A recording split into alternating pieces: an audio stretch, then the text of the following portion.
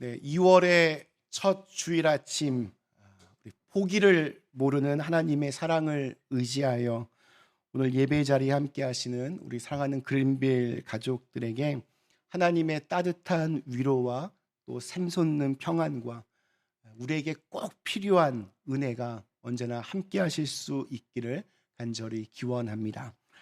여러분, 처음 자전거 탈 때 혹시 기억하십니까? 자전거. 누구든지 자전거를 처음 배울 때에는 당연히 넘어집니다. 저도 자전거 처음 배울 때 부모님이 뒤에서 꼭 붙잡고 있을 테니까 걱정하지 말고 앞으로 열심히 페달을 밟고 가라고 하고는 갑자기 이렇게 잡았던 손을 놓으면 그게 그렇게 아주 무섭고 참 싫었던 기억이 있습니다. 넘어지면 땅으로 몸이 떨어지고 곧이어서 또 무거운 그 자전거가 몸을 덮치면 어린 나이지만 정말 아팠던 것 같습니다. 그래서 넘어지는 것이 무서워서 자전거 타는 것을 포기하는 친구들도 간혹 있습니다. 그런데 넘어지는 사람만이 다시 일어나는 법을 배우게 됩니다. 넘어지는 게 무서워서 포기하면 자전거는 영영 탈 수가 없습니다. 다시 일어나야 배울 수 있습니다. 우리 인간의 눈은 흰 부분과 검은 부분으로 이렇게 이루어져 있습니다. 그런데 우리의 눈은 검은 부분, 눈동자를 통해서만 사물을 볼 수 있습니다. 하나님은 왜 그렇게 만드셨을까요? 네? 네. 탈무드에는 이에 대한 대답을 아주 기가 막히게 이렇게 풀어 놓았습니다. 어두운 것을 통해서 밝은 것을 보는 것, 그것이 인생이기 때문이다. 어두운 것을 통해서 밝은 것을 보는 것, 그것이 인생이기 때문이다. 사람은 누구나 실패의 경험을 가지고 있습니다. 어릴 적에는 학교 시험에서 실패하기도 하고, 나이가 들어가면서 연애에 실패하기도 하고, 사업에 실패하고, 또 결혼에 실패하기도 합니다. 사람들과의 관계 속에서 실패하기도 하고, 때때로 믿음의 문제에서도 실패하기도 합니다. 그런데 그 실패의 상처가 때로는 내 인생에 빛이 되어 줄 수 있습니다. 영어에서 이렇게 한 글자만 바꾸면 상처가 영광이 될 수 있습니다. 상처, 영어 단어로 scar, S-C-A-R. 근데 거기 C를 T로 바꾸면 스카가 스타로 바뀝니다. 상처가 없는 스타는 없다. 이러한 뜻이 될 수도 있겠습니다. 이 세상 어느 누구도 실패 없는 성공을 한 사람은 없습니다. 그래서 실패는 성공의 어머니다라는 말도 있습니다. 아마도 지금 이 자리에 있는 저와 여러분의 경우에도 대부분은 성공보다는 실패의 기억이 더 많을 것입니다. 그리고 그 수많은 실패와 좌절들을 딛고서 지금 이 자리에 계신 것입니다. 예전에 어느 집사님 가정 이렇게 방문했었습니다. 두 분 모두 지금보다는 한참 이렇게 젊으셨을 때 어린 아들과 너무나도 밝은 모습으로 해변가에서 찍은 사진 하나가 거실에 있는 그 사진들 속에 눈에 들어왔습니다. 해맑게 웃고 있는 그 사진 속의 그 얼굴들이 참 너무 보기 좋아서 남자 집사님에게 물어봤습니다. 이때 아주 좋은 일이 있으셨나 봐요. 모두들 참 행복해 보여요. 그러자 그분이 이렇게 대답을 하셨습니다. 그때 사업이 완전히 망해서 남아있던 얼마 되지 않았던 돈들 가지고 급하게 그냥 가족여행을 간 거예요. 그래도 가족들과 좋은 시간을 보내고 나서 잊어야 할 것은 빨리 잊어버리고 다시 재기할 수 있었습니다. 그 사진도 참 좋았지만 그 사진 속에 담겨있던 그 이야기가 참 아주 은혜가 되었습니다. 제가 2월 첫째 주일마다 이렇게 이런 말씀을 꼭 드리는 것 같은데, 하나님이 우리에게 2월을 주신 이유, 또 이번 주 토요일이 설날인데 음력으로 또 다른 새해를 저에게 주신 이유 간단합니다. 다시 시작하라고. 새해 첫 한 달을 보내면서 실패했던 거, 좌절했던 거, 포기했던 거 다 모두 훌훌 털어버리고 다시 시작하라고 우리에게 새로운 시간을 주셨다라고 저는 그렇게 생각합니다. 그런 의미에서 우리 다시 한번 서로 같이 한번 인사해 볼까요? 다시 시작합시다 하면서 우리 옆에 계신 분들과 우리 함께 같이 잠깐 인사하겠습니다. 다시 시작하면 됩니다. 네. 뭐 그냥 저는 개인적으로 이제 그러면 꼭 말을 덧붙입니다. 제가 그렇죠, 뭐. 다시 시작합시다. 뭐 제가 그렇죠, 뭐. 예. 그렇게 다시 시작하면 됩니다.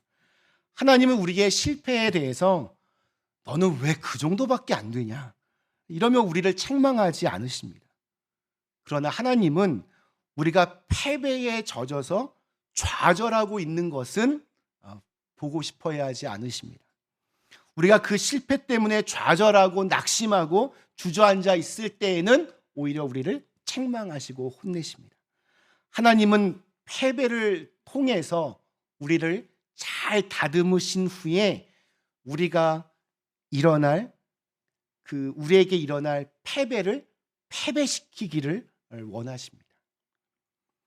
오늘 읽은 말씀, 여호수아와 이스라엘이 아이성 전투에서 실패한 후에 다시 전열을 가다듬고 공격해서 기어이 승리를 쟁취한 이야기입니다.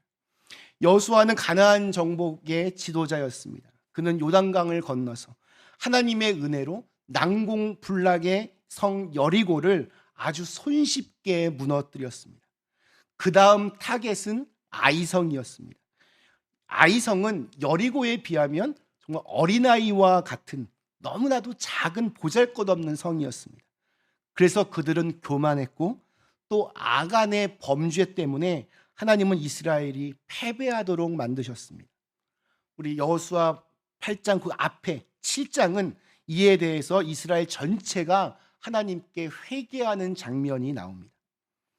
1차 전투에서 공격을 시도하다가 실패한 여호수아와 이스라엘 백성들은 이 어처구니 없는 패배로 말미암아 두려웠습니다. 이제 큰일 났구나. 우리가 여기에서 이 적들의 연합군에 의해서 다 몰살당할 수도 있겠다. 이러한 위기감이 온 이스라엘을 뒤덮었습니다. 이러한 불안함, 두려움, 좌절감이 그들을 뒤덮고 있었을 때 하나님께서 다시 말씀해 주십니다. 우리 1절 말씀, 여호와께서 여호수아에게 이르시되 두려워하지 말라, 놀라지 말라, 군사를 다 거느리고 일어나 아이로 올라가라. 보라, 내가 아이 왕과 그의 백성과 그의 성읍과 그의 땅을 다 내 손에 넘겨 주었으니. 승리의 약속이 주어졌습니다. 우리가 인생의 장애물을 극복할 수 있는 그 힘은 바로 하나님의 격려의 말씀으로부터 옵니다. 실패로 인한 아픔과 상처를 싸매어 주시고 우리가 새롭게 출발하도록 격려하고 또 인도해 주십니다. 우리 오뚜기 다 아시죠?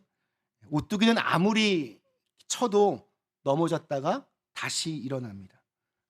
복원의 능력이 있습니다. 원리는 간단합니다. 그 오뚜기를 뜯어보면 아래쪽 가운데 무거운 철이 들어 있습니다. 그 철 때문에 무게 중심이 그 아래로 고정되어 있어서 다시 일어설 수 있는 겁니다. 우리 신앙인들에게 있어서 다시 일어서게 하는 그 무게 중심의 역할을 하는 것이 바로 하나님의 말씀입니다. 여리고성 전투와 아이성 전투 여러모로 차이가 있습니다. 대표적으로 우리 2절 말씀 보면 너는 여리고와 그 왕에게 행한 것 같이 아이와 그 왕에게 행하되 오직 거기서 탈취할 물건과 가축은 스스로 가지라. 여리고성 전투에서 아간이라고 하는 그 이스라엘 사람이 아름다운 외투와 은과 금을 몰래 숨겨 놓았기 때문에, 곧 탈취한 그 물건들을 숨겼기 때문에 이스라엘은 큰 어려움을 당했고 아이성에서 졌고, 그 죄를 처리하기 위해서 정말 난리법석을 피워야 했습니다. 그런데 이번에는 하나님께서 이스라엘 백성들에게 물건과 가축을 마음껏 다 가지라라고 말씀을 하십니다. 하나님이 무슨 이렇게 변덕쟁이처럼 이랬다 저랬다 사람들을 헷갈리게 하십니다. 저는 참 이 말씀이 좀 은혜가 됐습니다. 사실 하나님은 이스라엘에게 지금 가장 필요한 것이 무엇인지를 누구보다도 잘 아셨습니다. 이스라엘 사람들 한번 상상해 보십시오. 40년 동안 광야에서 방황했습니다. 그들이 광야에서 40년 동안 거의 한 벌의 옷과 한 짝의 신발만 신고 그렇게 살았습니다. 외모로만 따지자면 이건 뭐 거의 한마디로 거지 꼴로 산 것입니다. 그러니 여리고성에서 이 아간이 그 아름다운 외투에 눈이 먼 것도 이해가 되긴 됩니다. 그러나 배고프다고 해서, 내가 필요하다고 해서 하나님 말씀을 어겨가며 모든 것을 다 가지면 안 됩니다. 어려운 순간일수록 더욱더 하나님 말씀을 붙잡아야 됩니다. 우리 예수님께서 40일 동안 금식하셨을 때 사탄이 나타나서 돌로 떡덩이를 만들라고 유혹했습니다. 그때 주님은 사람이 떡으로만 살 것이 아니요 하나님의 입으로 나오는 모든 말씀으로 살 것이라고 하시며 이 사탄을 물리치셨습니다. 위기라고 해서 마귀의 말까지 들어서는 안 됩니다. 우리가 믿어 의심치 말아야 할 것은 우리 하나님께서 우리의 모든 형편을 아신다는 것입니다. 우리가 필요한 것들을 주님께서 알고 계십니다. 이러한 주님을 끝까지 믿음으로 기다릴 수 있어야 됩니다. 아간이 조금만 더 기다렸더라면, 하나님의 그 약속을 믿고 조금만 더 기다렸더라면 그는 이 아이성에서 마음껏 자기가 원하는 것들을 얻을 수 있었을 겁니다. 하나님께서는 우리를 이렇게 코너로 몰아서 굶어 죽게 하시지 않습니다. 마른 땅에서 만나와 메추라기로 먹이시고 또 반석에서 샘물을 내시는 그러한 좋으신 분이십니다. 오늘 우리가 읽은 아이성 전투는 또 이 여리고성 전투와 다른 점이 또 하나 있습니다. 여리고성은 다 아시죠? 하루에 한 번씩 이스라엘 백성들이 여리고성을 돌았습니다. 마지막 7번째 날에는 몇 바퀴 돌았을까요? 4바퀴? 네, 7바퀴요. 7바퀴를 돌고 함성을 아 하고 지르자 여리고성이 정말 거짓말처럼 와르르 무너졌습니다. 이 전투에는 사실 별다른 병법이라고 할 것이 없습니다. 인간의 노력이 아닌 순전히 하나님의 기적적인 방법으로 승리한 전투였습니다. 그러나 아이성 전투, 오늘 말씀 읽어보니까 철저하게 인간의 노력에 의한 그런 모습들이 보입니다. 밤중에 여호수아가 3만 명을 숲속에 매복시켜 놓습니다.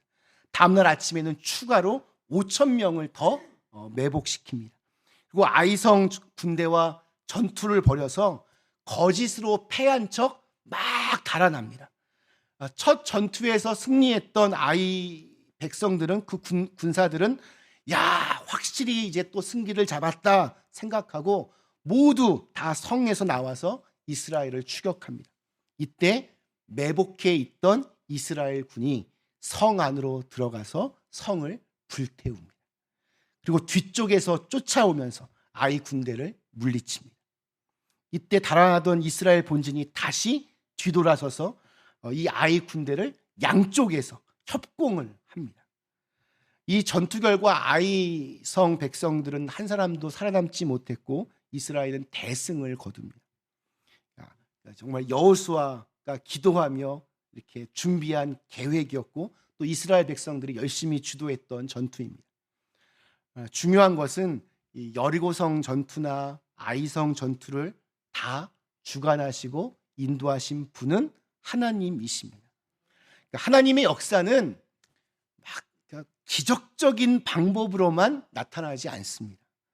오히려 지극히 평범한 일상사와 또 인간적인 것 같은 방식으로 진행되는 경우들도 아주 많이 있습니다. 어떤 분이 사는 마을에 홍수가 났습니다. 이분이 굉장히 믿음이 좋은 분이었습니다.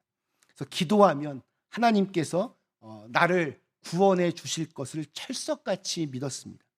근데 물이 점점 차오릅니다. 그래서 지붕 위로 올라갔습니다. 지붕 위에 올라선 그에게 구조선이 다가왔습니다. 빨리 보트에 올라타라고 했지만 이 사람은 하나님께서 나를 도와주실 것인데 그냥 나 돕지 말고 다른 사람 도우라고 이렇게 돌려보냈습니다. 물이 더 차올랐습니다.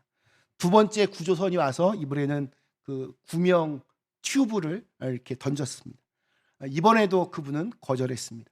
이제는 거의 물이 이제 목까지 차올랐을 때 헬리콥터가 와서 이분에게 밧줄을 던졌습니다. 나 신앙심 좋은 이분은 하나님이 도우실 거라고 끝내 그 모든 것들을 다 거부했습니다. 결국 이 사람은 홍수에 휩쓸려서 목숨을 잃고 말았습니다. 죽어서 천국에 간 이분은 화가 나서 하나님께 따졌습니다. 하나님, 기도하면 반드시 도와주시겠다고 하면서 왜 제 그 기도를 외면하셨습니까? 하나님께서 이렇게 대답하셨습니다. 아니다. 나는 네 기도를 듣고 너에게 구조선도 보내고 구명 튜브도 던졌고 심지어 헬리콥터까지 보냈는데 네가 다 모두 거절했다. 그러니까 이 사람의 잘못은 하나님께서 뭔가 이렇게 아주 거룩하고 기적적인 방법으로만 자기에게 응답하실 거라 생각했던 것입니다. 하나님께서 역사하시는 방식은 아주 다양합니다. 우리의 병을 정말 기도해서 낫게 해주실 수도 있고 또 병원 의사의 손을 빌어 낫게 해주실 수도 있습니다. 하나님의 뜻은 꿈과 신비한 음성으로 들릴 수 있고 또 책이나 다른 사람의 목소리를 통해서 또 여러 상황들의 변화를 통해서도 감지할 수 있습니다. 하나님은 우리를 기적적인 방식으로 아주 드라마틱하게 도울 수도 있지만 평범하게 다른 사람의 손을 통해서 도와주실 수도 있습니다. 우리는 그 모든 방법에 열린 마음을 가지고 있어야 합니다. 그러므로 사람의 손으로 도움을 받을 때도 그것이 하나님께서 그렇게 도우신 것이다. 이렇게 생각하며 하나님께 감사해야 합니다. 또 누군가를 돕는 사람도 내가 좀 여유가 있으니까 잘났으니까 도우는 것이 아니라 하나님의 손을 대리했다고 하면서 자만하지 말아야 합니다. 어떤 때는 여리고성을 돌듯이 정말 무식하게 돌아야 할 때가 있습니다. 전적으로 우리의 그 무력함을 고백하며 하나님의 역사하심을 기대해야 합니다. 그러나 또 어느 때는 하나님께 기도하면서 우리에게 주신 그 지혜를 통하여 훌륭한 전략과 전술이 필요할 때도 있습니다. 은혜는 거저받는 것이지만 하나님의 축복을 받을 수 있는 그릇으로 자기 스스로를 철저하게 준비하는 것은 바로 우리의 몫입니다. 여호수아와 이스라엘 백성들은 최선을 다해서 자기들이 해야 할 일들을 잘 감당했습니다. 그들이 다시 일어설 수 있었던 이유입니다. 패배의 자리가 승리의 환호로 변화된 이유입니다. 말씀 마치겠습니다. 우리 사랑하는 그린빌 가족 여러분, 패배의 골짜기를 지나보지 않은 사람은 결코 승리를 오래 유지하지 못합니다. 모세의 뒤를 이어서 새롭게 지도자가 된 여호수아에게 있어서 그 아이성에서의 패배와 또 다시 시도하여서 성공한 이 회복은 정말 잊을 수 없는 기억이 되었을 것입니다. 그때 그 실수를 바탕으로 여호수아는 이후에 이스라엘을 가나안 정복 전쟁에서 단 한 번도 패하지 않는 무적의 군대로 만들어냈습니다. 실패보다 더 무서운 것은 실패에서 아무것도 배우지 못하는 것이라고 합니다. 여호수아는 실패의 자리에서 철저하게 무릎을 꿇고 회개하며 하나님이 함께 하시기를 기도했습니다. 그리고 하나님의 음성을 들은 후에 아무리 작은 아이성이었지만 하나님이 주신 힘과 지혜를 총동원해서 전력 투구하여 완벽한 승리를 이루어냈습니다. 우리의 삶도 마찬가지입니다. 죄를 버리지 않으면 결코 승리할 수 없습니다. 그러나 범죄하고 또 실패했다 하더라도 회개하고 하나님께로 돌아가면 하나님께서는 얼마든지 받아주시고 또 회복시켜 주십니다. 몇 번 실패했다고 우리를 포기하거나 버리시는 분이 아닙니다. 하나님을 바라보는 자에게는 새로운 능력과 은혜를 내려주시는 은혜와 자비와 권능의 아버지이십니다. 그러니 인생의 길을 걸어가면서 실패하거나 패배했을지라도 낙심하지 말고 언제고 하나님의 손을 붙잡고 다시 일어나실 수 있기를 주님의 이름으로 간절히 축원합니다. 우리 주신 말씀을 생각하며 잠시 함께 기도하겠습니다.